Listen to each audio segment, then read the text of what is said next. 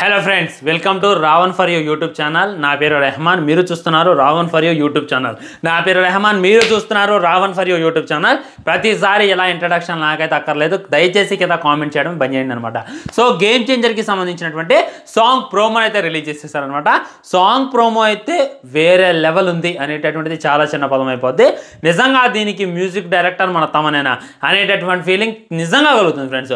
వేరే లెవెల్ వాయించింది అనమాట. Come on come on come on పై WhatsApp bro అనేటటువంటి మ్యూజిక్తో మన రామ్ చరణ్ అన్న హీరోయిన్ అలా వచ్చిపోతుంటే నిజంగా చూడడానికైతే రెండు కళ్ళు సరిపోతుంది అనమాట.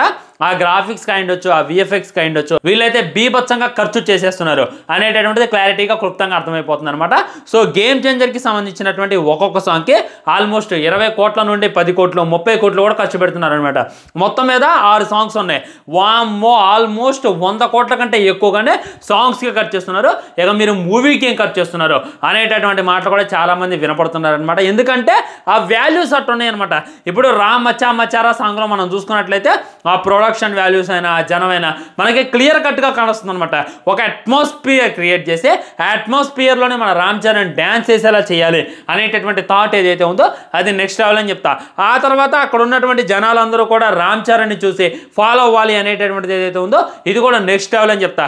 అండ్ అంతకుముందు వచ్చినటువంటి చాలా సాంగ్స్ అయినా, అంతకుముందు జాబిలమ్మ జాకెటేస్కి వచ్చినటువంటి, ఆ తర్వాత వచ్చినటువంటి మెలోడీ సాంగ్ ఏదైతే ఉందో ఇవన్నీ కూడా నెక్స్ట్ లెవెల్. కానీ ఇప్పుడు వచ్చేటటువంటి ఈ సాంగ్ ఏదైతే ఉందో దీంట్లో మన రామ్ చరణ్ అయినా అండ్ కైరా అయినా మాస్ డాన్స్ చూడబోతున్నారు అనేటటువంటిది క్లారిటీగా అర్థమవుతుంది.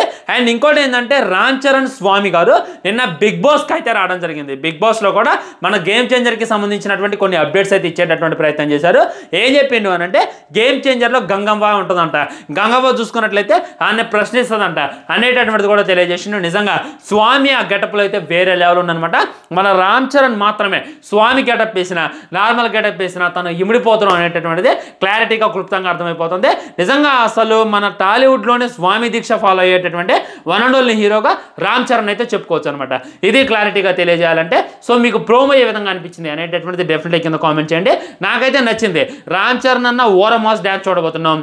ఇప్పుడు చాలామంది ఫీలింగ్స్లో మన అల్లు అర్జున్ డ్యాన్స్ బాగుంది, పుష్ప 2లో ఫీలింగ్స్లో అల్లు అర్జున్ రష్మిక డ్యాన్స్ ఇరగదీసేశారు అనేటటువంటిది ప్రతి ఒక్కరు మాట్లాడుకుంటున్నారు. ఇది చూసుకున్నట్లయితే పుష్ప 2 సినిమాకి ఫుల్ పోటీగా దిగబోతుంది అనమాట. సో దానికి మించిచ్చేటటువంటి ప్రయత్నం మన శంకర్ గారు చేస్తున్నారు అనేటటువంటిది క్లారిటీగా అర్థమవుతుంది. శంకర్ గారి ప్రతి సినిమాలో సాంగ్ అనేటటువంటిది ఖచ్చితంగా ఒక మార్క్ అనమాట. సో ఈ సినిమాలో కూడా సాంగ్ ఒక పెద్ద మార్క్గా ఉండబోతుంది అనేటటువంటిది ఇంకా క్లారిటీగా అర్థమవుతుంది. సో మీ కామెంట్ కూడా తప్పకుండా తెలియజేయండి. ఉంటాం మరి. బాయ్. ఛానల్ని సబ్స్క్రైబ్ చేయండి, వీడియో లైక్ చేయండి, వీలైనంత వీడియోని షేర్ చేయండి. వందే మాత్రం. జై హింద్.